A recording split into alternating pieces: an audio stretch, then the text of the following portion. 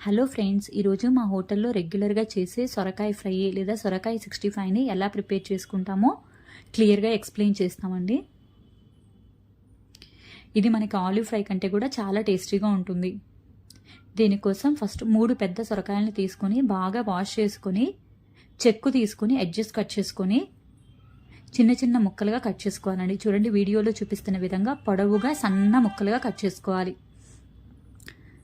మనం ఎంత సన్నగా కట్ చేసుకుంటే ఫ్రై అనేది అంత బాగా వస్తుంది. తరువాత దీంట్లో 150 గ్రాముల శనగపిండి వేసుకోవాలి.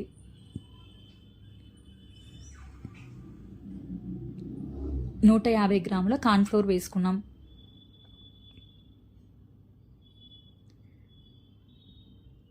దీంట్లోనే కొంచెం ఫుడ్ కలర్ కూడా వేసుకోవాలండి. వేసుకొని బాగా మిక్స్ చేసుకోవాలి. మనం ఎంత బాగా మిక్స్ చేస్తే అంత బాగా ఫ్రై వస్తుందండి.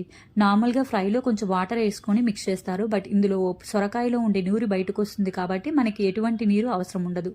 తర్వాత ఒక బాండీలో ఆయిల్ పెట్టుకొని ఆయిల్ హీట్ అయిన తర్వాత కొంచెం కొంచెంగా ఫ్రైని వేసుకోవాలి. మీరు చూసారు కదండి, వీడియోలో చూపిస్తున్న విధంగా కొంచెం కొంచెంగా వేసుకోవాలి. అది ఒక 70% మనకి కొంచెం ఫ్రై అయిన తర్వాత దాంట్లోనే కరివేపాకు కూడా వేసుకొని గోల్డెన్ బ్రౌన్ కలర్ వచ్చేంత వరకు వేపుకోవాలి. వేపుకొని తీసి వేరే దాంట్లో పెట్టుకోవాలండి, వేరే బౌల్లో వేసుకోవాలి.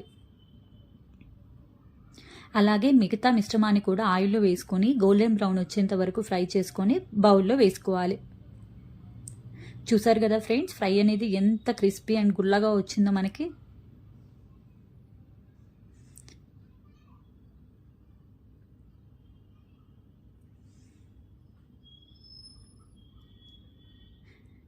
చూసారు కదా ఫ్రెండ్స్, ఇప్పుడు ఇందులో మనం కారం యాడ్ చేసుకోవాలి.